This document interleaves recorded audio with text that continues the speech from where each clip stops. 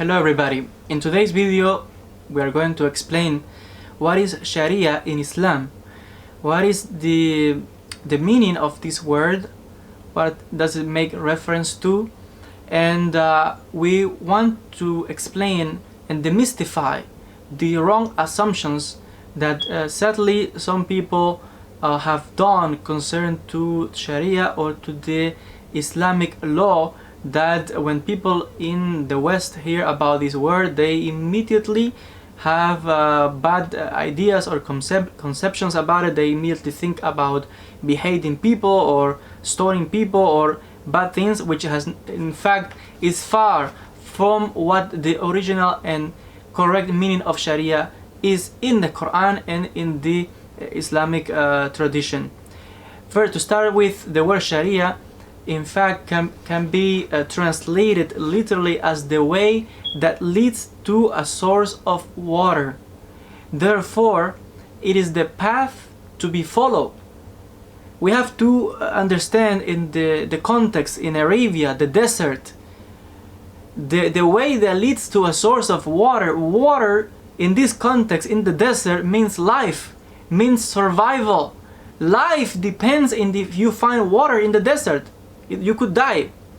Therefore, Sharia in this context is the way, the road to follow to that source of water, of life, which is in this case the guidance that comes from God.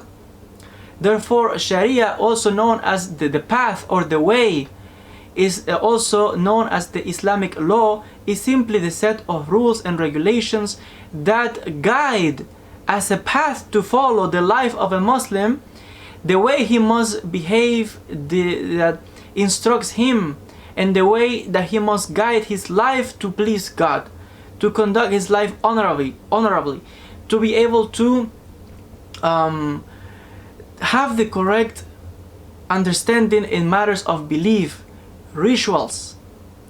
And regarding this also has been also defined, as I said, as Islamic law, but it's simply the way that shows us how to live as a Muslim. They guide our acts, our deeds, our beliefs, our understanding of things, rituals. Everything is connected to Sharia. And sadly, some people have taken also only that literal interpretation of some things, because people think that it's not something, Sharia is not something that could be just simply taken literally.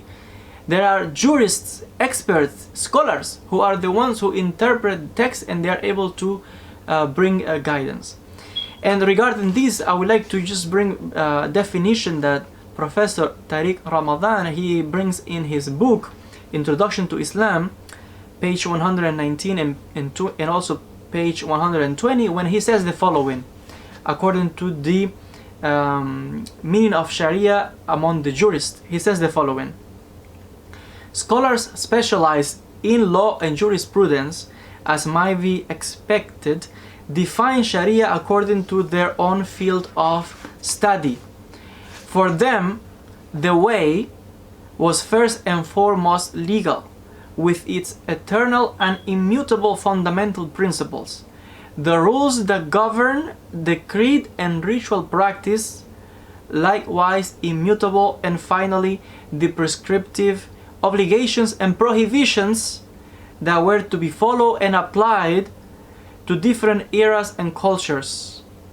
In the reading, Sharia could be presented as divine law, insofar as it comprised Islam's fundamental legal framework and principles.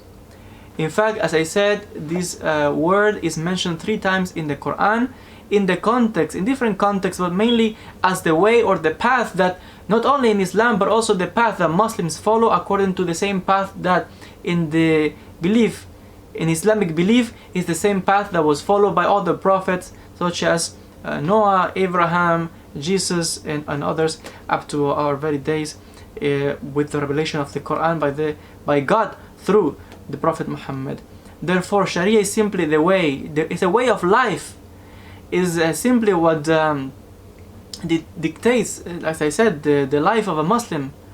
what are the things that a Muslim must do, what he cannot do, how he must be able to guide and to conduct himself in order to please God and to give a good example to humanity.